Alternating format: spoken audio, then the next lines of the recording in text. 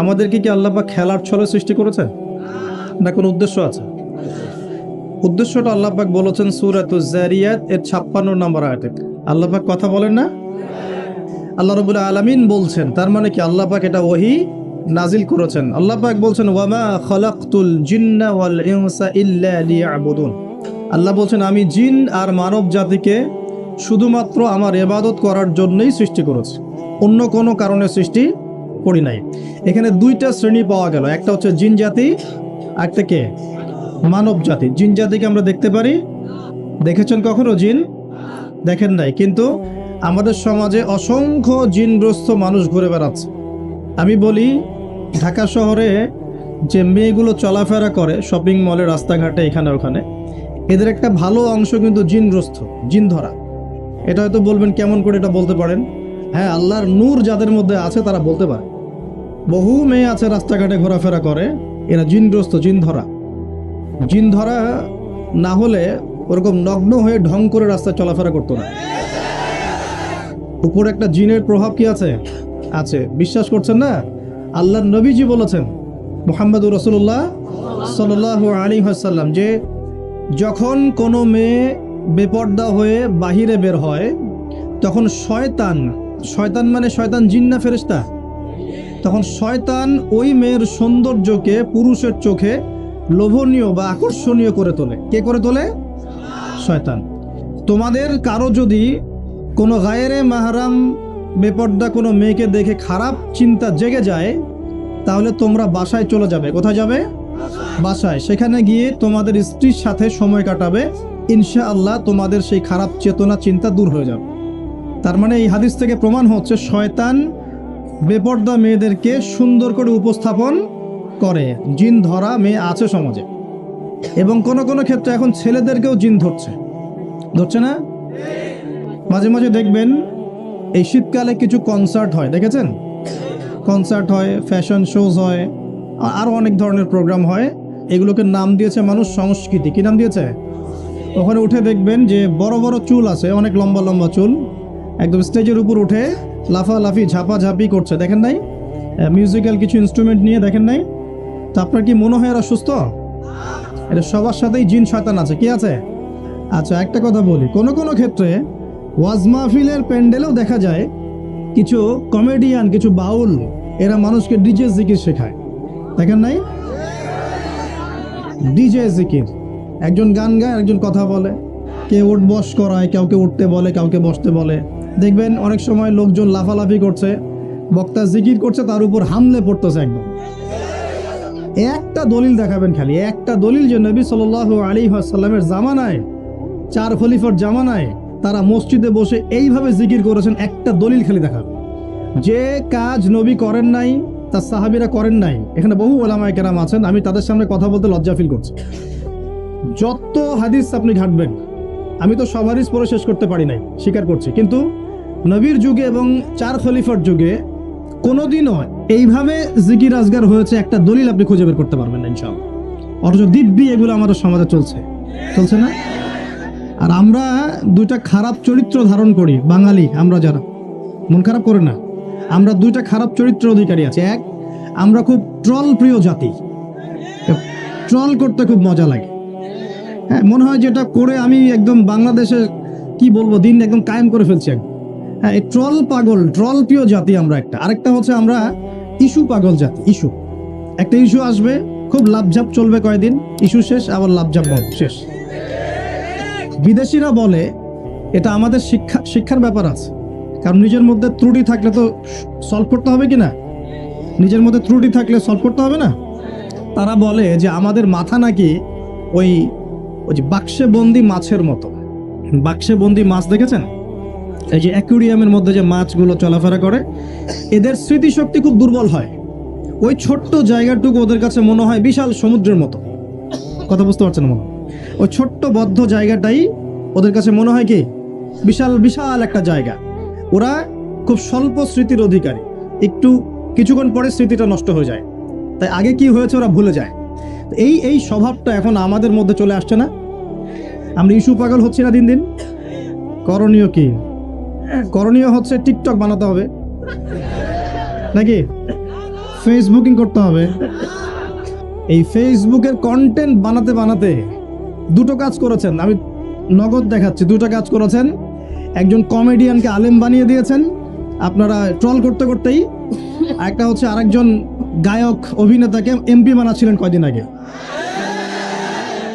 গান গেত, অভিনয় করত, মেয়েদেরকে নিয়ে নাচতো, হ্যাঁ, নিজেই গান লিখে নিজেই সুর করে, সুরের সারেগামা পা কিছুই নাই, ঠিক আছে, ও নিজেই না আমার গান আমি গাবো, কেউ শুনলে শুনুক না শুনলে নাই। মানে এখন বড় বড় পলিটিশিয়ানরাও তাদের মূল্যবান সময় এইসব পিছনে নষ্ট করতেছে। এটাও একটা ইস্যু। মানে এই যে ট্রল করতে করতে করতে করতে এখন আপনি তাকে কয়দিন আগে এমপি বানাচ্ছিলেন, এটা কিসের কারণে হচ্ছে? আমাদের এই ট্রল পাগল মানসিকতার কারণে হচ্ছে। আরেকজনকে কমেডিয়ান, মানুষ ওকে দেখে মজা পেত, যে মন টন খারাপ, কেউ বলতো ভাই মন টন খারাপ, ও একটু ওর লেকচার শুনে মনটা ভালো হবে, এইভাবে আর কি দেখতো মানুষ, এভাবে ট্রিট করতো। আস্তে আস্তে আস্তে আস্তে এখন সে দেখা যায় বড় বড় আলেমদের বিরুদ্ধে কথা বলতেছে। খেয়াল করে দেখেন নাই? এটা আমরা করেছি। যেটা খারাপ সেটাকে প্রতিহত করতে হবে, যেটা খারাপ সেটাকে প্রতিহত করতে হবে। আর 2 নাম্বার, যেটা ভালো তাকে উৎসাহ দিয়ে এগিয়ে নিতে হবে ইনশাআল্লাহ। আমরা সব সময় সত্যের পক্ষে থাকবো ইনশাআল্লাহ, আর সব সময় মিথ্যার বিপক্ষে থাকবো ইনশাআল্লাহ। যে কেউ যত বড় আলেম, মুফতি, মুহাদ্দিস, বক্তা, দায়ী যেই হোক না কেন, তার কোনো কথা যদি কোরআন সুন্নাহর বাইরে যায়, কোশ্চিন কালেও সে কথা গ্রহণ করবেন না, সিম্পল। সেটা আমি হই আর যেই হোক না কেন। আর যে কোনো ব্যক্তি, সে যেই হোক না কেন, তার কথা যদি কোরআন সুন্নাহর সাথে মিলে যায়, অবশ্যই সেটা গ্রহণ করবেন ইনশাআল্লাহ, সে যেই হোক না কেন। এখন আমরা যদি আমাদের দৃষ্টিভঙ্গিকে শক্ত করতে না পারি, সামনের দিনগুলো কিন্তু আমাদের জন্য খারাপ হবে। বিশ্বাস করেন, দিন কিন্তু দিন দিন খারাপ হচ্ছে। এই ট্রল পাগল মানসিকতাকে ত্যাগ করতে হবে, আল্লাহ একটা তৌফিক দান করবেন। আর 2 নাম্বার হচ্ছে এই ইস্যু পাগল জাতি হব। ইস্যু পাগল জাতি হব কেন? আমাদের একটা গন্তব্য, লক্ষ্য থাকবে। আমাদের লক্ষ্য কি? আল্লাহ বলেছেন এই আয়াতে, আমাদের লক্ষ্য হচ্ছে আল্লাহ পাক আমাকে সৃষ্টি করেছেন এই পৃথিবীতে আল্লাহর ইবাদত করার জন্য। কিসের জন্য? এটা 1 নাম্বার ডিউটি আমার, এটা আমার লক্ষ্য, আমার কাজ পৃথিবীতে। 2, আল্লাহ পাক বলেছেন যে এই দুনিয়ার জীবনটা চিরস্থায়ী নয়, চিরস্থায়ী না, এটা ক্ষণস্থায়ী। তার মানে এই দুনিয়াটা আমার মুখ্য উদ্দেশ্য নয়। আমি দুনিয়ার মধ্যে চলাফেরা করব, মুসাফির, আমার প্রয়োজন আছে বিয়ে শাদী করবেন, চাকরির প্রয়োজন চাকরি করবেন, ব্যবসার প্রয়োজন ব্যবসা করবেন, আপনার রাজনীতি করার প্রয়োজন আছে আপনি করবেন, সব কিছু চলবে। কিন্তু এগুলো আমাদের দুনিয়ার মুখ্য উদ্দেশ্য নয়। এগুলো হচ্ছে আমাদের দুনিয়াকে চালিয়ে নেওয়ার উপকরণ, মাধ্যম মাত্র। কখনোই এই নেশার মধ্যে আমরা ডুবে যাব না। ডুবে যাব আল্লাহকে ভুলে গিয়ে দুনিয়ায় কখনো ডুবে যাব না। এটা আমার 2য় কাজ। 3 নাম্বার কাজ, আমাদের লক্ষ্য স্থির করতে হবে। 2টা লক্ষ্য আমাদের, 1 ইহকালীন লক্ষ্য, 2 পরকালীন লক্ষ্য। 1 ইহকালীন লক্ষ্য, 2 পরকালের। ইহকালের লক্ষ্য কি? আল্লাহ পাক বলছেন সূরা সফের মধ্যে, সফ মানে সারি, সূরা সফটা পড়ে দেখবেন বাসায় গিয়ে আজকে। আল্লাহ পাক বলছেন হুয়াল্লাযী আরসালা রাসূলাহু বিল হুদা ওয়া দীনিল হক লিইয়ুযহিরাহু আলা দ্বীনি কুল্লি। আল্লাহ পাক বলতে চাচ্ছেন যে তিনি সেই মহান আল্লাহ, যিনি তার পক্ষ থেকে নবী রাসূল পাঠিয়েছেন, শেষ নবী মুহাম্মদ সাল্লাল্লাহু আলাইহি ওয়াসাল্লামকে পাঠিয়েছেন, এবং আসমানি কিতাবসমূহ পাঠিয়েছেন, এই কোরআন সুন্নাহ নাজিল করেছেন। কি উদ্দেশ্যে? লিইয়ুযহিরাহু আলা দ্বীনি কুল্লি, যাতে করে দিন ইসলাম, এই দিন ইসলাম অন্য সমস্ত দিনের উপর বিজয় লাভ করতে পারে। বলেন সুবহানাল্লাহ। তাহলে আরেকটা উদ্দেশ্য পেলাম। কি উদ্দেশ্য? এই দিন নিজে পালন করব এবং এই দিনকে অন্য দিনের উপর বিজয় ঘটানোর চেষ্টা করব ইনশাআল্লাহ। যে এই দিন কি অটোমেটিকলি বিজয় লাভ করবে? মান্না এবং সালোয়া কি এখনো পড়বে, নাকি আমাদেরকে রিজিকের চেষ্টা করতে হয়? এই যে আমরা চাকরি বাকরি ব্যবসা করি, আল্লাহর কাছে দোয়া করি না, আল্লাহ আমাকে রিজিক দান করো? এই দোয়া করে কি ঘরে বসে থাকি, নাকি দোকান খুলি, কষ্ট করি, ব্যবসা করি, চাকরি করি? তাই করি না? একইভাবে আল্লাহ পাক বলেছেন দুনিয়াতে পাঠিয়েছি আমার ইবাদত করার জন্য, এবং আল্লাহ পাক নবী রাসূল পাঠিয়েছেন বিশেষ করে শেষ নবী মুহাম্মদ সাল্লাল্লাহু আলাইহি ওয়াসাল্লামকে, যাতে এই দিন ইসলাম অন্য সমস্ত দিনের উপর বিজয়ী হতে পারে। এখন বিজয় কি এমনি এমনি হবে? কিভাবে বিজয় লাভ করবে? আল্লাহ বলছেন সূরা মুহাম্মাদে। কোন সূরায়? সূরা মুহাম্মদ। কখনো পড়েছিলেন? কেউ বলতে পারবেন আল কোরআনুল কারীমে আমাদের নবী মুহাম্মদ সাল্লাল্লাহু আলাইহি ওয়াসাল্লামের নাম কতবার আছে? 4 বার। কয়বার? তাও কাছাকাছি গিয়েছে, আলহামদুলিল্লাহ, শুকরিয়া। সূরা মুহাম্মাদের মধ্যে আল্লাহ পাক বলছেন কিভাবে বিজয় লাভ করবে, কিভাবে বিজয় লাভ করবে। আল্লাহ পাক বলছেন খুব ছোট্ট করে, ইন তানসুরুল্লাহ ইয়ানসুরকুম ওয়া ইউসাব্বিত আকদামাকুম। শেষ। আল্লাহ বলছেন তোমরা সবাই মানে উম্মতে মুহাম্মাদি তোমরা যদি আল্লাহকে সাহায্য করো আল্লাহ তোমাদেরকে সাহায্য করো। শুধু তাই না, ওয়া ইউসাব্বিত আকদামাকুম তোমাদের পা পদযুগলকে আল্লাহ পাক দৃঢ় করে রাখবেন, পিছলে যাবে না ইনশাআল্লাহ। আরও বলছেন আল্লাহ পাক ওয়া ইন তাতাওয়াল্লাউ যদি আমাকে সাহায্য না করে দিনকে সাহায্য না করে তোমরা পৃষ্ঠপ্রদর্শন করো। পৃষ্ঠপ্রদর্শন বুঝি তো, মানে দিনের পরোয়া না করে তোমরা তোমাদের মতো চলো, দিনের প্রতি কোনো মায়া মহব্বত নাই, দিন প্রতিষ্ঠার কোনো ফিকির নাই। আল্লাহ বলছেন ওয়া ইন তাতাওয়াল্লাউ তোমরা যদি মুখ ফিরিয়ে নাও ইয়াস্তাবদিল কওমান গায়রাকুম আল্লাহ পাক অন্য কওমকে হেদায়েত দিয়ে তোমাদের জায়গায় নিয়ে আসবেন। সুম্মা লা ইয়াকুনু আমসালাকুম এরা তোমাদের মতো অপদার্থ হবে না। কে বলেছেন? আল্লাহ পাক। তাহলে আমাদের দায়িত্ব পেয়ে গেলাম। এক নাম্বার কাজ হচ্ছে এই দুনিয়াতে এসেছি আল্লাহ পাকের ইবাদত করার জন্য। শেষ। এখন ইবাদত বলতে শুধু নামাজ রোজা হজ জাকাতি নয়, বরং জীবনের প্রতিটা কাজই কি ইবাদত, যদি সেই কাজটা নবী সাল্লাল্লাহু আলাইহি ওয়াসাল্লামের সুন্নত মতো হয়। বলেন সুবহানাল্লাহ। প্রতিটা কাজ। এই যে এমনকি স্ত্রী সহবাস করাও, স্ত্রী সহবাস মানুষ কেন করে? এটা আমাদের প্রবৃত্তির চাওয়া, এটা প্রবৃত্তি দমন করার জন্য হালাল পথ প্রয়োজন, হারামে গেলে গুনাহ হয়ে যাবে। এই জন্য হালাল পথে গিয়ে স্ত্রী সহবাস মানুষ করে, এর মধ্য দিয়ে বংশবৃদ্ধি হয়। এই কাজটা তো আমরা আমাদের স্বার্থে করি। ইস্তেঞ্জা পেশাব পায়খানা আমরা কার স্বার্থে করি? আমাদের স্বার্থে না অন্য কারো স্বার্থে? খাওয়া দাওয়া কার জন্য খাই? নিজের জন্য না অন্যের জন্য? ঘুমাই কার স্বার্থে? আমার ভালোর জন্য না অন্যের ভালোর জন্য? এই যতগুলো কাজ আমরা করি, ঘুম, খাওয়া, ওঠা, বসা, চলাফেরা, স্ত্রী সহবাস, পেশাব পায়খানা, ব্যবসা বাণিজ্য, চাকরি বাকরি, রাজনীতি, অর্থনীতি, সবকিছু, প্রতিটা কাজকেই ইবাদত হিসেবে গণ্য করা যাবে যদি সেই কাজটা রাসূলুল্লাহ সাল্লাল্লাহু আলাইহি ওয়াসাল্লামের সুন্নত মতো হয়। বাস একটু নিয়াতটা পরিবর্তন করে কাজের পদ্ধতি চেঞ্জ করলেই ইবাদত হয়ে যাবে। বাসায় গিয়ে যদি ঘুমান, একদম ঠাপাস করে লাইটটা অফ করলেন আর এই যে মোবাইল টিপতে টিপতে ঘুম দিলেন, এই ঘুমে কোনো নেকি নাই। কি আছে? কোনো নেকি নাই, কিন্তু খালি রেস্ট নেওয়া হবে। আর কি রেস্ট নেওয়া, ওই ঘুমের মধ্যেই শয়তান এসে চেপে ধরবে। আর যদি বিছানটা সুন্দর করে ঝাড়েন, বিসমিল্লাহ বলে লাইটটা অফ করেন, দরজাটা বিসমিল্লাহ বলে বন্ধ করেন, এই যে আপনার খোলা যে পাত্রগুলো আছে, পানি খাওয়ার পাত্র, জগ, গ্লাস, এগুলোকে বিসমিল্লাহ বলে ঢেকে দেন। ঢাকার কিচ্ছু না পেলে একটা কাঠি অন্তত বিসমিল্লাহ বলে রেখে দিতে হয়।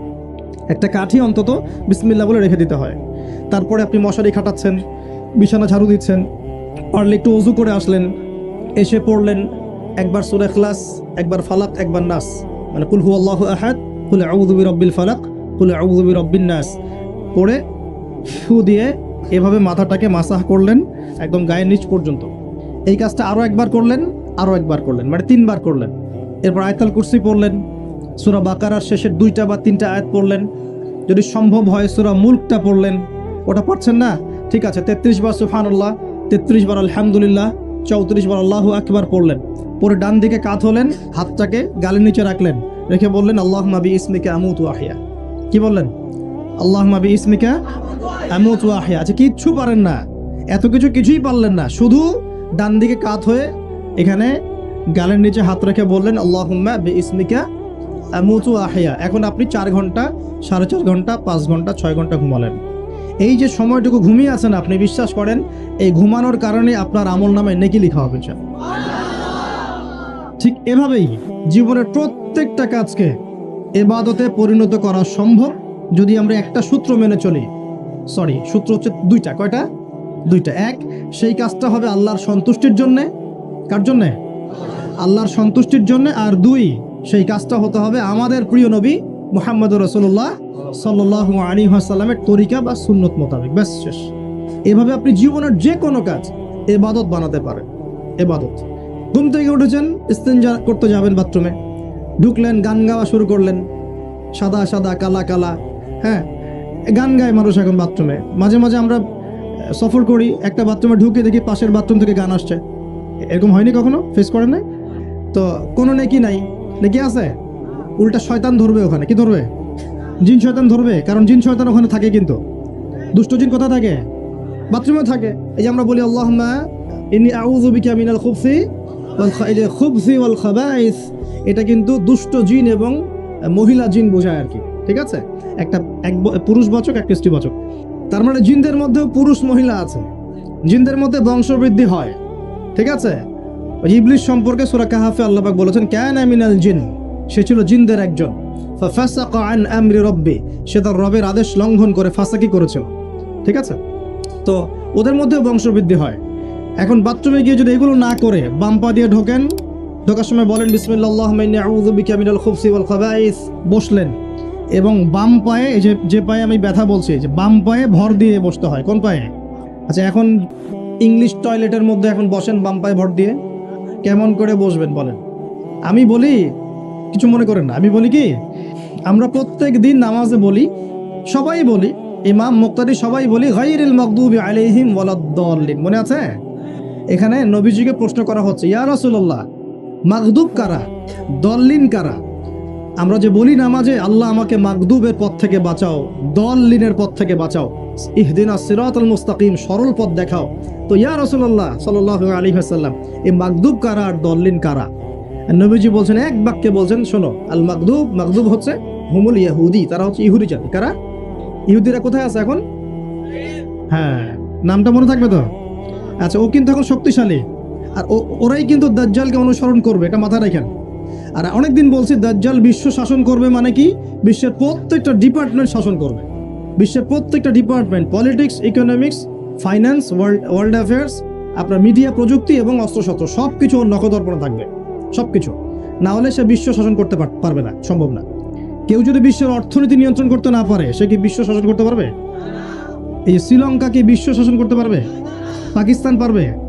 পাকিস্তান কয়দিন পর দেউলিয়া হয়ে যাবে। পাকিস্তান কয়দিন পর কি হবে? দেউলিয়া হয়ে যাবে। হ্যাঁ, আর ওদেরকে দেখে যদি আমরা শিক্ষা না নেই, তাহলে আমাদের কপালেও খারাপই আছে।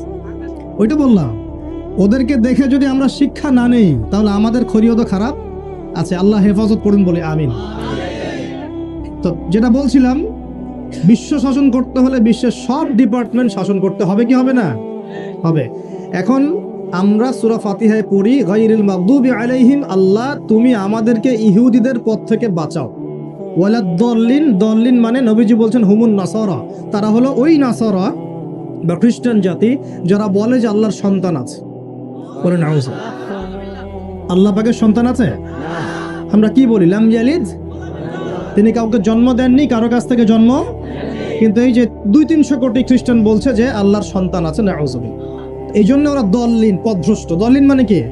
পথভ্রষ্ট। তো নবীজি স্পষ্ট বলছেন যে গায়রিল মাগদুবি আলাইহিম ওয়ালাদ-দাল্লিন, এখানে মাগদুব আর দল্লিন মানে হচ্ছে, মাগদুব হলো ইহুদিরা গজবপ্রাপ্ত, আর দল্লিন হচ্ছে নাসারা বা খ্রিস্টানরা।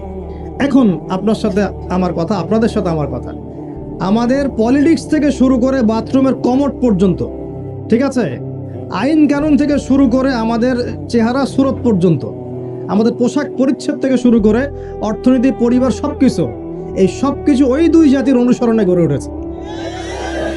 এটাই সবচেয়ে বড় আফসোসের কথা আমাদের জন্য, সবচেয়ে বড় আফসোস। বাথরুমটাও নিজের মতো করতে পারলাম না, ঠিক আছে। এই যে দেখবেন কমোডে কি বাম পায়ে ভর দিয়ে বসা যাবে? আচ্ছা, ওইখানে কাপড় কি পবিত্র রাখা যাবে? কিভাবে ইউজ করে আমি এখনো বুঝি না, কেমন করে ইউজ করে, ঠিক আছে। আরো নতুন পদ্ধতি আসছে, এটা শুনলে আরো হাসবেন। বিভিন্ন জায়গায় যাওয়া হয়, আলহামদুলিল্লাহ। আল্লাহ বলেছেন সিরু ফিল আরদ, জমিনে বিচরণ করো। আল্লাহ বলেছেন কোরআনে সিরু ফিল আরদ, তোমরা জমিনে ঘুরে দেখো। ফানজুর কাইফা কানা আকিবাতুল মুকাদ্দিবিন, দেখো যে আল্লাহকে যারা মিথ্যা প্রতিপন্ন করেছে, আল্লাহর সাথে সীমা লঙ্ঘন করছে, ওদের কি পরিণত হয়েছে। দেখলাম যে এখন ইংলিশ টয়লেটও গায়েব, এখন দিয়ে রাখছে কিছু কিছু বাটি। কি দিয়ে রাখছে? ছোট ছোট টুকরা দিয়ে আছে প্লাস্টিকের এবং হ্যাঁ সিরামিক্সের মনে হয়। তো ওইখানে দাঁড়াই করতে হবে, 1 নাম্বার করলে দাঁড়াই করতে হবে, এবং সবগুলো একই মাপের দেয়া আছে। এখন যদি ব্যক্তির কারো হাইট হয় 6 ফিট, কারো 5 ফিট, কারো 4 ফিট, কারো 2 ফিট, 3 ফিট, এই পার্থক্য কিভাবে সে মেকআপ করবে আল্লাহ ভালো জানে। এটা কেমন করে ম্যাচ করবে আল্লাহ ভালো জানে। কাউকে টুলের উপর দাঁড়াই করতে হবে, কাউকে একটু নিচু হয়ে করতে হবে, মানে মাপ তো একই। আরও যে কি কি দেখতে হবে আল্লাহ ভালো জানেন। তো প্রিয় ভাইরা, বাথরুম করতে গিয়ে যদি নবীর সুন্নাহ মতো করেন, এখান থেকে কথাগুলো আসছে। যদি বাম পা দিয়ে ঢোকেন, বা পায়ে ভর দিয়ে বসেন, দেখবেন ইস্তেঞ্জা করেও শান্তি পাচ্ছেন। নবীর প্রতিটা সুন্নত বৈজ্ঞানিক, যে সুন্নত আপনি পালন করবেন, আপনি বৈজ্ঞানিক উপকারিতাও পাবেন ইনশাআল্লাহ। এই যে একটু আগে এক ভাই বলছিল, আপনি তো খানি না হুজুর, 1 চামচ কি 1.5 চামচ ভাত খাচ্ছেন, খানি না। তাই আমি বললাম যে আমি কম খাওয়া হুজুর, কারণ নবী সাল্লাল্লাহু আলাইহি ওয়াসাল্লাম কি শিখিয়েছেন? তিনি বলেছেন আমরা যা খাই না, তিনি নবী হওয়ার পরে মনে হয় সেটাও খেতে পারেন নাই। বিশ্বাস করছেন না? এরকম 3-3টা মাসের চাঁদ চলে যেত যে নবী সাল্লাল্লাহু আলাইহি ওয়াসাল্লামের বাসায় চুলাও জ্বলে নাই। চুলাও জ্বলে নাই। আর আমাদের তো একবেলা যদি না খাই তাহলে আল্লাহর উপর কত শেকায়াত, কত অভিযোগ, তাই না ভাই? আচ্ছা, তারপরে তিনি বলছেন একজন ব্যক্তির এতটুকু খাওয়াই যথেষ্ট যে কোমর মেরুদণ্ড সোজা করতে পারে, আল্লাহর ইবাদত করতে পারে। আর যদি তোমাদের খেতেই হয় তাহলে পেটটাকে 3 ভাগ করে খাবে। কয় ভাগ? 1 ভাগ খাবার রাখবে, 1 ভাগ পানি খাবে, আর 1 ভাগ এই শ্বাস প্রশ্বাস চলাচলের জন্য ফাঁকা রাখবে। কয়জন এর উপর আমল করে দেখাতে পারে? কতজন মানুষ আছে? আর যারা একদম গোগ্রাসে খায় এদের ব্যাপারে কোরআনে এবং হাদিসে কিন্তু মারাত্মক কথা আছে। আল্লাহর নবী সাল্লাল্লাহু আলাইহি ওয়াসাল্লাম বলেছেন যে তোমরা খুব বেশি ঢেকুর তুলো না। কি করো না? একজন সাহাবী খুব ঢেকুর উঠাচ্ছে, সাহাবী না আসলে, উনি পাশ দিয়ে যাচ্ছিলেন, খাবার দাবার খেয়ে পাশ দিয়ে যাচ্ছিলেন। তো নবীজি তার ঢেকুর তোলা দেখে বলছেন যে তোমরা বেশি ঢেকুর তুলবে না, কারণ দুনিয়াতে যে ব্যক্তি বেশি পেট পুড়ে খাবে কাল কিয়ামতের মাঠে সে সবচেয়ে বেশি ক্ষুধার্ত থাকবে। বলেন না? খাবেন আপনি, নিজের পেটটাকে 3 ভাগ করবেন, 1 ভাগ খাবার, 1 ভাগ কি পানি, আর 1 ভাগ শ্বাস প্রশ্বাসের জন্য ফাঁকা। আর এই ব্যাপারে একটা কথা বলে দেই, শেষ জামানায় কিন্তু খাবারগুলো সব করাপ্টেড হয়ে যাবে। কি হবে? খাবার ভেজাল হবে, ভেজাল। এটার দলিল সূরা কাহাফে আছে, আমি এটা ব্যাখ্যা করব না আজকে। সূরা কাহাফে আছে, আমি ব্যাখ্যা করব না, শুধু ইন্ডিকেশন দিচ্ছি। 309 বছর ঘুমিয়েছিলেন আসহাবুল কাহফ। কত বছর? 309 বছর ঘুম থেকে উঠেই তারা প্রথম যে অনুভবটা করেছেন সেটা হলো তারা ক্ষুধার্ত। তারা কি ক্ষুধার্ত? দেখেন, 309 বছর পর যদি আপনি ঘুম থেকে ওঠেন আপনার কাছে এই দুনিয়াটা আজীব মনে হবে, হবে না? কিন্তু ওনারা ক্ষুধার্ত, পকেটে কিছু মুদ্রা ছিল, যেই মুদ্রাগুলোর মান 309 বছরও কমে যায় নাই। কমে গিয়েছে না? এখন আপনি আপনার মুদ্রা নিয়ে ঘুমান 300 বছর, দেখেন তারপর কি হয়। কি হবে? টাকা থাকবো না যাইবো গা? আচ্ছা, তারপরে এরপরে উঠেই তারা বলছে ফালিয়ানজুর আইয়ুহা আজকা তুআমা, এই মুদ্রাগুলো দিয়ে বাজারে কাউকে পাঠাও, তোমাদের 9 জন 10 জনের মধ্যে একজনকে বাজারে পাঠাও। ফালিয়ানজুর, সে যেন বাজারে গিয়ে দেখে আইয়ুহা আজকা তুআমা, কোন খাবারটা পবিত্র খাবার, ফ্রেশ খাবার। ঘুম থেকে উঠেও ফ্রেশ খাবারের দিকে তাদের নজর কেন? আর এই সূরা আপনাকে দাজ্জালের ফিতনা থেকে বাঁচাবে কেন? আর দাজ্জালের যুগেই বা সব দাজ্জালের শাসনের যুগে সব খাবারগুলো আস্তে আস্তে ম্যানুফ্যাকচার্ড এবং ভেজাল হচ্ছে কেন? এগুলোর মধ্যে মিল আছে না? তার মানে যত জামানা শেষের দিকে যেটা থাকবে খাবারের ভেজাল তত বাড়তে থাকবে।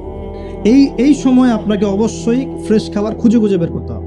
খাবার আগে মানুষ খেত, খাবারের মধ্যেই চিকিৎসা ছিল, তাই না? রোগের আরোগ্য ছিল। এখন সেই খাবার খেয়ে মানুষ অসুস্থ হয়ে যাচ্ছে।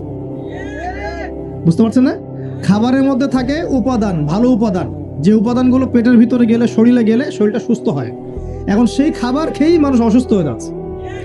এটা কোন হাদিসের সাথে মেলে জানেন? আনতালিদাল আমাতু রাব্বাতুহা, দাসী তার মনিবকে জন্ম দিবে। দাসী মনিবকে জন্ম দিবে মানে হচ্ছে সমাজের ন্যায় অন্যায়, হক বাতিল, সত্য মিথ্যার মানদণ্ড উল্টে যাবে। যেটা ভালো সেটা হয়ে যাচ্ছে খারাপ, খারাপটা হচ্ছে ভালো। সমাজে সত্যবাদী ব্যক্তি হয়ে যাচ্ছে মিথ্যাবাদী, মিথ্যাবাদীকে মানুষ সত্যবাদী বলা শুরু করেছে। আমানতদার ব্যক্তি হয়ে যাচ্ছে খেয়ানতকারী, খেয়ানতকার ব্যক্তিগুলো আমানতদার হয়ে যাচ্ছে। সমাজের সবচেয়ে ভালো মানুষকে মানুষ খারাপ বলছে, সবচেয়ে খারাপ মানুষকে খুব ভালো বলছে। উল্টে যাচ্ছে, খেয়াল করে দেখেন, উল্টে যাচ্ছে। বাবা এখন বাবার হাতে ছেলে মায়ের খাচ্ছে, ছেলের হাতে মা মায়ের খাচ্ছে, এরকম হচ্ছে না? যাকে একটা দায়িত্ব দিয়ে রাখবেন যে বাবা তোমার উপর আমি বিশ্বাস করলাম, দায়িত্ব দিলাম, সে আপনার বিশ্বাস ভঙ্গ করে রেখে দিচ্ছে। এই হচ্ছে না? বিশ্বাস উঠে যাচ্ছে, প্রতারণা বাড়ছে। মানে কি? মানুষ আল্লাহ পাকের হালালগুলোকে হারাম করে নিচ্ছে, হারামগুলো হালাল করে নিচ্ছে। বুঝতে পারছেন না মনে হয়? হালালগুলোকে মানুষ আস্তে আস্তে হারাম করতেছে, হারামগুলোকে আস্তে আস্তে হালাল করতেছে। এটা হচ্ছে না? হচ্ছে। খুব খেয়াল করেন। তো এখানে খাবার খেয়ে আপনার উপকার পাওয়ার কথা, খাবার খেয়ে আপনি অসুস্থ হয়ে যাচ্ছে। উল্টা হচ্ছে, উল্টা চলতেছে দুনিয়া। দুনিয়া কি চলছে? উল্টা। ছেলে পড়ছে মেয়ের পোশাক, মেয়ে পড়ছে ছেলের পোশাক। যারা নামাজ ধরি ছেড়ে দেই তাদের জন্য একটা হাদিস। নবী সাল্লাল্লাহু আলাইহি ওয়াসাল্লাম বলেছেন, মান তারাকা সালাতান মুতাআম্মিদান ফাকাদ কাফার। মনে রাখবেন, নবীজি বলেছেন কেউ যদি তার উপরে অর্পিত ফরজ নামাজ ছেড়ে দেয়, নামাজ পড়াকে জরুরি মনে করে না, ফাকাদ কাফারা, সে ব্যক্তি কুফরি করলো। বলেন নাউজুবিল্লাহ। নামাজ কি ছাড়বো ভাই? ইনশাআল্লাহ। আল্লাহ পাক আমাদের সবাইকে 5 ওয়াক্ত নামাজি বানিয়ে দেন, বলি আমিন। এখন সারা বিশ্ব জুড়ে একটা ইস্যু চলছে না? কোরআন ইস্যু, কোরআন পুড়িয়ে দেয় ইস্যু, মনে আছে? যে কোরআন পুড়িয়ে দিয়েছে, আমার দৃষ্টিতে তার চেয়ে বড় অধম সেই ব্যক্তি যে মুসলিম পরিবারে জন্মগ্রহণ করেও কোরআন তেলাওয়াত করা শেখে না। হয়তো আমার কথা বুঝতে পারছেন। কোরআন একজন পুড়িয়ে দিয়েছে, যদি আমার ক্ষমতা থাকতো ওর গর্দান নামাই দিতাম, কিন্তু তার চেয়েও বড় অপরাধী আমার কাছে আছে, আমাদের চোখে আছে। কে? যে মুসলিম পরিবারে 20-30-40 বছর থেকে আছে, মুসলিম সমাজে মুসলিম পরিবারে নামাজে যায়, ইমামদেরকে চেনে, আলেমদের সাথে সম্পর্ক আছে, এরপরেও সে কোরআন তেলাওয়াত করতে পারে না। এই বড় অপরাধী আমার কাছে। এটা লজ্জার না? একটা মুসলিম পরিবারের থেকে আমি কোরআন তেলাওয়াত করতে জানবো না, লজ্জার না? নাকি আপনারা সেই সব শায়েখ হতে যাচ্ছেন যে কোরআন তেলাওয়াতও করতে জানে না, বাহাসের জন্য ডাকে মানুষকে? মনে হয় যেভাবে ইসলাম পালন করা যাবে? ইসলামের জ্ঞান অর্জনের প্রথম ধাপটাই হচ্ছে বিশুদ্ধ করে কোরআন তেলাওয়াত করা শিখা। প্রথম ধাপ কি? আগে বিশুদ্ধ করে কোরআন তেলাওয়াত করা শিখতে হবে, এরপরে আসবে কোরআন হিফসের ব্যাপার, আরবি ব্যাকরণ শেখার ব্যাপার, কোরআনের তাফসীর করার ব্যাপার, হাদিসের ইবারত পড়ার যোগ্যতা অর্জন করা, আস্তে আস্তে আকীদা পড়বে, উসুলের বই পড়বে, ফিকহের বই পড়বে, তারপর এই যে আপনার কুতুবে সিত্তা পড়ে শেষ করবে, তারপরে গিয়ে সে মাশাআল্লাহ একজন দাঈ, আলেম, মুফতি এগুলো হচ্ছে, আলহামদুলিল্লাহ। তো শুরুটা কোত্থেকে হচ্ছে? শুরুটা কোত্থেকে? কোরআন বিশুদ্ধ করে তেলাওয়াত করা। তো এই শুরুটাই যদি আমাদের ঠিক না হয়, তাহলে কি কোরআন ঘরে রেখে খালি চুমু খেলে হবে? কোরআন কি খালি চুমু খাওয়ার জন্যে? কোরআন থেকে তাবিজ লেখার জন্যে? কোরআন বাবা মারা গেলে কোরআন তেলাওয়াত করবো এই জন্যে? 40-60 দিন কোরআন তেলাওয়াত করবো এই জন্যে? কেউ মারা গেল, ব্যাস আমরা কোরআন দিয়ে একটা মাহফিল করে দিলাম, ব্যাস সব হয়ে গেল? এই যে একটা আয়াতই বললাম, গায়রুল মাগদুবি আলাইহিম ওয়ালাদ-দাল্লিন, এখন তো বুঝলেন আয়াতের অর্থ কি? আল্লাহর রাসূল আমাদেরকে বলছেন তোমরা ইহুদিদের পথ অনুসরণ করো না, তোমরা নাসারাদের পথ অনুসরণ করো না। কিন্তু বাস্তবতা হচ্ছে আমার সব ক্ষেত্রেই ওদের আদর্শেই চলছে না? আপনার বিয়ে শাদী, বিয়ের আগের অনুষ্ঠান, গায়ে হলুদ, আপনার পরিবার, আপনি যে মিডিয়াগুলো দেখছেন সেই মিডিয়াগুলা, হ্যাঁ, আপনার পলিটিক্যাল সিস্টেম, সুদভিত্তিক অর্থনৈতিক সিস্টেম, তারপরে আপনার কি বলবো, দেহের পোশাক পরিচ্ছদ, লেবাস, পোশাক, চেহারা, সুরত, সবকিছু ওদের মতো না? আমি তো দেখালাম এমনকি বাথরুমের কমোড পর্যন্ত ওদের মতোই, তাই না? তো এখন এই একটা আয়াত বুঝলেই আপনি বুঝতে পারছেন যে আসলে সব তো উল্টা চলছে। এখন যদি পুরো কোরআনটা বুঝতে পারি, পুরো কোরআনের 6236টা আয়াতই বুঝতে পারি, তাহলে এই সমাজটা পরিবর্তন হতে সময় লাগবে। এই কারণেই তো কোরআন থেকে দূরে সরানোর জন্য এত পায়তারা চলছে। মানুষ চাচ্ছে, এক শ্রেণীর মানুষ চাচ্ছে বিশ্বের যে মুসলিমরা যেন কোরআন থেকে দূরে সরে যায়। কারণ তারা জানে যদি আমরা কোরআন থেকে দূরে সরে যাই, আমাদেরকে শাসন করা সহজ হবে। ওই পশ্চিমারা আমাদেরকে শাসন সহজেই করতে পারবে। আর আমরা যদি কোরআনকে আঁকড়ে ধরি, ওদের বাপেরও ক্ষমতা নেই আমাদেরকে শাসন করে, ইনশাআল্লাহ। বরং আমরা ওদেরকে শাসন করবো, ইনশাআল্লাহ। আমরা করি নাই মনে করছেন? 1200 কত বছর? 1200 বছর করেছি। কত বছর? বিশ্বাস করছেন না? ইতিহাস পড়েন। নবী সাল্লাল্লাহু আলাইহি ওয়াসাল্লামের যুগ থেকে শুরু করে এই তো 1914 সাল পর্যন্ত আমরা সারা বিশ্ব শাসন করেছিলাম।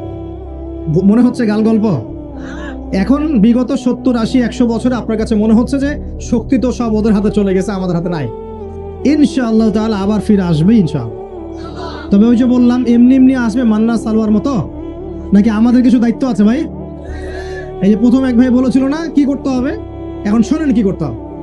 1 নাম্বার, আমাদের সবাইকে তওবা করে ফিরে আসতে হবে। কি করতে হবে? সূরা নূর পড়ছিলাম আসার সময়, আল্লাহ পাক বলেছেন, তুবু ইলাল্লাহি জামিআন আইয়ুহাল মুমিনুন লাআল্লাকুম তুফলিহুন। তোমরা সবাই একসাথে, হে মুমিনগণ, তোমরা সবাই একসাথে আল্লাহর কাছে তওবা করো যাতে তোমরা সফল হতে পারো। আগে কি করতে হবে? আল্লাহকে বলতে হবে, আল্লাহ আমরা ব্যক্তিগতভাবে, পারিবারিকভাবে, সামাজিকভাবে, রাষ্ট্রীয়ভাবে যত পাপ করেছি আল্লাহ সব মাফ করে দাও। আল্লাহ আমরা তোমাকে ভালোবাসি, তোমার নবীকে ভালোবাসি, তোমার কালামকে ভালোবাসি, আমরা জান্নাতে যেতে চাই, দুনিয়াতেও সফল হতে চাই। আল্লাহ তুমি আমাদেরকে মাফ করে দাও, এবং আগামী পুরো জিন্দেগি আল্লাহ তুমি আমাদেরকে 5 ওয়াক্ত নামাজি বানায় দাও, কোরআনওয়ালা বানায় দাও, সুন্নতওয়ালা বানায় দাও, আপসে মিল মোহাব্বত বানায় দাও, আমাদেরকে তোমার পক্ষ থেকে বেহিসাব রিজিক দান করো, এবং এমনভাবে চলার তৌফিক দাও যাতে আমরা আবার বিশ্বের সেই শাসন ফিরে পাই, ইনশাআল্লাহ। দোয়া করা যাবে না? 1 নাম্বার কাজ তওবা করে ফিরে আসা। 2 নাম্বার হচ্ছে বেশি বেশি জ্ঞান অর্জন করা। কি করা? জ্ঞান অর্জন ছাড়া কোনো লাভ নাই। একদিন মাহফিল শুনতে আসছেন, যদি মনে করেন যে বাস কাজ হয়ে গেছে, আসলে কিছুই হয় নাই, মন খারাপ করেন, আসলে কিছু হয়নি। এখন এখান থেকে আপনাকে ইন্সপিরেশন নিয়ে আগামী দিনে চলতে হবে। জ্ঞান অর্জন করতে হলে কি করবেন? খালি একটা ভিডিও দেখবেন, একটা খালি বিচ্ছিন্ন বই পড়বেন।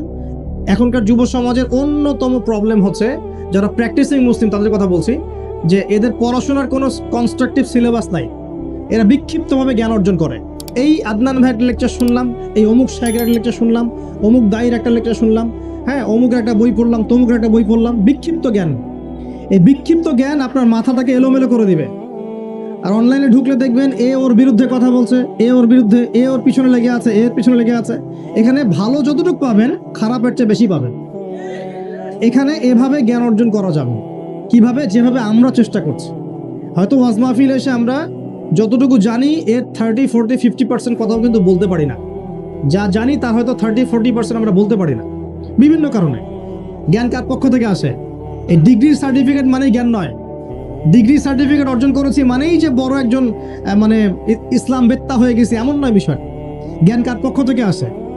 আর অনেক বড় বড় ডিগ্রি অর্জন করেও যদি মনের মধ্যে রিয়া, অহংকার এগুলো থাকে, তাহলে ওই জ্ঞানেও কোনো লাভ নাই। লাভ আছে? ইবলিসের কি জ্ঞানের কোনো লাভ আছে? ও কিন্তু বড় আবেদ ছিল, অহংকারের কারণে পথভ্রষ্ট হয়ে গেছে। আল্লাহ মাফ করুক। তো এভাবে প্রচেষ্টা চালান, আল্লাহর কাছে বেশি বেশি দোয়া করেন। প্রত্যেক দিন বলবেন রব্বি জিদনি ইলমা। কি বলবেন? রব্বি জিদনি ইলমা। বলবেন রব্বি ইশরাহ লি সাদরি ওয়া ইয়াসসির লি আমরি ওয়াহলুল উকদাতাম মিন লিসানি ইয়াফকাহু কওলি আল্লাহুম্মা ফাক্কিহনি ফিদ-দীন ওয়া আল্লিমনি আত-তা'ওয়িল। এগুলো দোয়া করবেন। এই দোয়াগুলো করতে থাকলে দেখবেন ইনশাআল্লাহ আপনি জ্ঞান পাবেন, আল্লাহর পক্ষ থেকে জ্ঞান পাবেন। তো তওবা করার পর প্রথম কাজ কি ভাই বলেন? জ্ঞান অর্জন করা। ইকরা বিসমি রাব্বিকাল্লাযী খালাক। আর এই জ্ঞান নিয়ে তো অনেক কথা হচ্ছে না? এখন এই জ্ঞান অর্জন করবেন কোন জ্ঞান? যে জ্ঞান আপনাকে আল্লাহ এবং তার রাসূলের দিকে নিয়ে যাবে সেই জ্ঞান অর্জন করবেন। যে জ্ঞান আপনাকে আল্লাহ এবং তার রাসূল থেকে দূরে সরাই দিবে সেই জ্ঞান অর্জন করতে যাবেন। ব্যাস, কথা শেষ। এখন আপনি নিজেই বুঝতে পারবেন কোন জ্ঞান আপনাকে আল্লাহর দিকে নিচ্ছে আর কোন জ্ঞান আপনাকে আল্লাহ থেকে দূরে সরাচ্ছে। শুধুমাত্র ইসলামিক জ্ঞানই কি অর্জন করব, না বৈষয়িক জ্ঞানও দরকার আছে? উত্তর অবশ্যই বৈষয়িক জ্ঞানও দরকার আছে। এটাই উত্তর। এই বৈষয়িক জেনারেল জ্ঞানগুলো অর্জন না করলে কোরআন সুন্নাহকে হাতে নিয়ে বিশ্বকে চ্যালেঞ্জ করা যাবে। বুঝতে পারছেন না কথা? কোরআন সুন্নাহর জ্ঞান থাকবে ভিতরে, আবার আপনার মধ্যে সমকালীন জ্ঞানগুলো থাকতে হবে। জ্ঞান আসা মাত্রই যে আমি সবকিছু বুঝে ফেলবো তা নয়। জ্ঞান অর্জন একটা ক্রমবর্ধমান সিলসিলা। দোলনা থেকে কবর পর্যন্ত শেখার কোনো শেষ আছে? এরপর কি? ওই যে আল্লাহ পাক ইবাদত করতে পাঠিয়েছেন দুনিয়ায়, তাই যতটুকু জানবো ততটুকু আমল করবো ইনশাআল্লাহ। জেনেছি আজকে আমি যে সুবহানাল্লাহ পড়লে 100 বার সুবহানাল্লাহ পড়লে 1000 নেকি হয়, বাস আমল করা শুরু করবো ইনশাআল্লাহ। জেনেছি আজকে কোরআনের একটা হরফ পড়লে 10 নেকি হয়, কোরআন তেলাওয়াত করবো ইনশাআল্লাহ। এখনই জেনেছি সূরা কাহাফের প্রথম 10 আয়াত মুখস্থ করলে আল্লাহ দাজ্জাল থেকেও বাঁচাবেন, মুখস্থ করে ফেলুন ইনশাআল্লাহ। একটু আগে জানলাম ঘুমানোর আদব কি, আজকে আমল করবো ইনশাআল্লাহ। একটু আগে জানলাম ইস্তেঞ্জা করার আদব কি, আজকে আমল করবো ইনশাআল্লাহ। যা জানবো আমল করবো ইনশাআল্লাহ। আমার পরিবারে যদি বেনামাজি থাকে আমার সন্তান সন্ততি, আর আমি নামাজের ওয়াজ করে বেড়াই, মানুষ শুনবে? আমার পরিবারে আল্লাহ না করুক যদি নিজের বউ বেপর্দায় চলে, হ্যাঁ, আর আমি যদি আসে আপনাকে পর্দার ওয়াজ করে, আপনি শুনবেন? কোনোদিনও শুনবেন না। এই কারণে আগে নিজের পরিবারের মধ্যে কায়েমের চেষ্টা করতে হবে। এখানে একটা কথা বলে রাখি, অনেক চেষ্টা করার পরেও কখনো কখনো পরিবারের লোকজন নাও শুনতে পারে। বুঝতে পারেনি মনে হয়? অনেক চেষ্টা করেছেন তারপরেও পরিবারের লোক শুনছে না, এমন হতে পারে না? নূহ আলাইহিস সালামের ক্ষেত্রে হয় নাই? লূত আলাইহিস সালামের ক্ষেত্রে হয়নি? হয়েছে। তাই বলে হতাশ হবেন না। তখন ওদের হিসাব ওরা দিবে, আপনার হিসাব আপনি দিবেন। আপনি আপনার মতো চেষ্টা করেছেন, আল্লাহ পাক তৌফিক এনায়েত করুন। পরিবারে প্রতিষ্ঠা করব আমল, এরপরে আমি সমাজে দাওয়াতি কাজ করব। দুটো কাজ করব। এক, আমর বিল মারুফের কাজ করব, সবাইকে সৎ কাজে আদেশ করব, সৎ কাজে আদেশ করব। আর দুই, তানহাউনা আনিল মুনকার ওয়া নাহি আনিল মুনকার, এই কাজ করব, মানুষকে আমি অন্যায় থেকে নিষেধ করব ইনশাআল্লাহ। কেন? কারণ আল্লাহ পাক সূরাতুল আলী ইমরানের 110 নম্বর আয়াতে বলেছেন কুনতুম খায়রা উম্মাহ, তোমরা হচ্ছে শ্রেষ্ঠ জাতি। তোমরা মানে আমরা, উম্মতে মুহাম্মাদি। তোমাদের কাজ তিনটা। কুনতুম খায়রা উম্মাহ উখরিজাত লিন-নাস, তোমাদেরকে মানব জাতির কল্যাণের জন্য বের করা হয়েছে। তা'মুরুনা বিল মারুফ, তোমরা সবাই মানুষকে সৎ কাজে আদেশ করবে। ওয়া তানহাউনা আনিল মুনকার, সবাই তোমরা অসৎ কাজে নিষেধ করবে। ওয়া তু'মিনুনা বিল্লাহ, আল্লাহর প্রতি ঈমান রাখবে। এই তিনটা আমাদের কাজ। নিজেদের যে প্রতিভা আল্লাহ পাক দিয়েছেন, কাউকে ক্ষমতা দিয়েছেন, কাউকে অর্থ দিয়েছেন, কাউকে বলার যোগ্যতা দিয়েছেন, কাউকে লেখার যোগ্যতা দিয়েছেন, ঠিক আছে? যাকে আল্লাহ পাক যা দিয়েছেন আল্লাহর পক্ষ থেকে, এটাকে দিনের কল্যাণে কাজে লাগানোর চেষ্টা করবো ইনশাআল্লাহ তাআলা। দেখবেন ইনশাআল্লাহ আবার সেই সোনালী দিন ফিরে আসবে ইনশাআল্লাহ, যেদিন আমরা নিজেরাও আমল করব, পরিবারও সুন্দর হবে, সমাজও সুন্দর হবে, ইসলাম এই জমিনেও বিজয়ী হবে ইনশাআল্লাহ, আর আখিরাতেও জান্নাতে যাবো ইনশাআল্লাহ তাআলা। আল্লাহ পাক আমাদের সবাইকে এই দুনিয়াতে আসার উদ্দেশ্যটা মনে রাখার তৌফিক দান করুন। আল্লাহ বলেছেন দুনিয়ায় পাঠিয়েছি আল্লাহর ইবাদত করার জন্য, অন্য কোনো কারণে নয়। দুইটা কাজ করলে ইবাদত হবে, এক, প্রতিটা কাজ আল্লাহ সন্তুষ্টির জন্য করব, দুই, নবীর সুন্নাহ মতো করব। এর ফলে কি হবে? এর ফলে আমরা সেই গন্তব্য অর্জন করব যেটা সূরা আলে ইমরানের 185 নম্বর আয়াতে বলা আছে। কত নম্বর আয়াত? 185, এটাই শেষ আয়াত। আল্লাহ রাব্বুল আলামিন বলছেন কুল্লু নাফসিন যায়িকাতুল মাউত। এই কারাগারের দুনিয়ার জীবন সংক্ষিপ্ত, এখানে সমস্ত সত্তা মৃত্যুর স্বাদ গ্রহণ করবে, ঠিক আছে? এবং কিয়ামতের মাঠে তোমাদের সবাইকে যার যার প্রতিদান দেওয়া হবে। এবার তোমাদের গন্তব্য শোনো। ফামান যুহজিহা আনিন নার, ওই দিন যাকে জাহান্নামের আগুন থেকে বাঁচানো হবে, ওয়া উদখিলাল জান্নাহ, এবং জান্নাতে ঢুকিয়ে দেওয়া হবে, ফাকাদ ফাজ, ওই ব্যক্তি হচ্ছে সফল। This is the real definition of success. কথা বুঝতে চেষ্টা করেন, এটা হচ্ছে the real and final destination and definition of success. এটা হচ্ছে সাফল্যের সবচেয়ে সেরা এবং কি বলবো, চূড়ান্ত সাফল্যের সংজ্ঞা। দুনিয়ার সাফল্যের সংজ্ঞা ঠিক না। এই বাড়ি গাড়ি টাকা করি স্ট্যাটাস ক্ষমতা এগুলো সাফল্যের সংজ্ঞা আমরা বানিয়েছি, এগুলো সাফল্যের চূড়ান্ত সংজ্ঞা নয়। চূড়ান্ত সংজ্ঞা এই আয়াতে আছে, ফামান যুহজিহা আনিন নার, যাকে জাহান্নামের আগুন থেকে বাঁচিয়ে দেওয়া হবে, ওয়া উদখিলাল জান্নাহ, যাকে জান্নাতে ঢুকিয়ে দেওয়া হবে, ফাকাদ ফাজ, এই সফল হলো। মা কদ আফলাহাল মুমিনুন, এই যে মুমিনরা সফল হলো। কথা বুঝতে পারছেন? অতএব সাফল্যের সংজ্ঞা আমাদেরকে শেখানো হয়, এটা চূড়ান্ত সংজ্ঞা নয়, ওইটাই সাফল্যের চূড়ান্ত সংজ্ঞা। পৃথিবীতে আমার অনেক ক্ষমতা আছে, জান্নাত না লাভ করতে পারলে কোনো লাভ নাই। দুনিয়াতে আমি অনেক বড় আলখাল্লা পরে আলেম টাইটেল নিয়ে বসে আছি, জান্নাতে ঢুকতে না পারলে আমি সফল না। দুনিয়াতে আমাকে মানুষ অনেক বড় কিছু বলছেন, এই যে মুফাসসিরে কোরআন, হাবি জাবি ইত্যাদি ইত্যাদি, এগুলোর সাথে আমার কোনো সম্পর্ক নাই। আমরা তালেবে ইলম, জ্ঞানের ছাত্র, জান্নাতে ঢুকতে না পারি এগুলো কিছুই না আমার জন্য। দুনিয়াতে আপনাকে অনেক বড় অর্থনীতিবিদ বলা হচ্ছে, বুদ্ধিজীবী, বিশাল কিছু, আপনি একদম ক্ষমতাধর, হ্যাঁ, বিশ্ব নেতা, জান্নাতে ঢুকতে না পারলে আপনি ব্যর্থ। জান্নাতে ঢুকতে না পারলে আপনি খবর আছে, এই পুলসিরাত পার না হতে পারলেই সমস্যা আছে, শেষ, সব শেষ। ফেরাউনের কথা মনে করেন, কত বড় প্রতাপশালী, এক হুকুমে সারা বিশ্ব জয় করে ফেলে, শেষ, ও যাইতে পারবে না জান্নাতেও, শেষ। আর এখানে একজন ভ্যান চালক বেচারা 5 ওয়াক্ত নামাজ পড়ে, রমজান মাসে রোজা রাখে, সাধ্যমতো দান সৎকা করে, হালাল খায়, মরে গেলে যদি জান্নাতে চলে যায় ও সফল ইনশাআল্লাহ। একজন মুদির দোকানদার, কৃষক, আমাদের এই মিসকিন ভাই, গরিব মানুষ, কৃষি কাজ করে খায়, ব্যবসা করে খায়, ঠিক আছে? মানুষ ভালো মন্দ মনে করে না, মানুষ মনে করে সমাজের কোনো স্ট্যাটাস নাই, দাম নাই, ওর কথা কেউ শোনে না, ও বিয়ের প্রস্তাব দিলে কেউ গ্রহণ করে না, মরে গেলে যদি জান্নাতে যায় ও সফল ইনশাআল্লাহ। দুনিয়াতে এসেছি আল্লাহর ইবাদত করার জন্যে, এই দুনিয়ার জীবনটা চিরস্থায়ী নয়। এখানে রোল মডেলকে মুহাম্মদ রাসূলুল্লাহ সাল্লাল্লাহু আলাইহি ওয়াসাল্লাম। কি কনস্টিটিউশন ফলো করব? কোরআন এবং সুন্নাহ। কে রোল মডেল? আমাদের প্রিয় নবী। কিভাবে আমল করব? 2টা শর্ত মেনে, আল্লাহ সন্তুষ্টির জন্য, 2 রাসূলের তরিকা অনুযায়ী। কোন কাজ ইবাদত? জীবনের সব কাজই ইবাদত যদি রাসূলের তরিকা মতো হয়। এখন যদি এই শর্তগুলো পূরণ করতে পারি, তওবা করি, জ্ঞান অর্জন করি, হালাল খাই, পরিবার করি, দাওয়াতি কাজ শুরু করি এবং ইসলামকে আল্লাহর জমিনে প্রতিষ্ঠার চেষ্টা করি, ইনশাআল্লাহ তাআলা ইসলাম আমাদেরকে সহই, ইসলাম দুনিয়াতেও বিজয়ী হবে ইনশাআল্লাহ, আর আমরাও পরকালে জান্নাতে যাবো ইনশাআল্লাহ। ভিডিওটি ভালো লাগলে শেয়ার করুন, সাবস্ক্রাইব করে আমাদের সাথেই থাকুন। আল্লাহ আমাদের সবাইকে হেফাজত করুন, আমিন।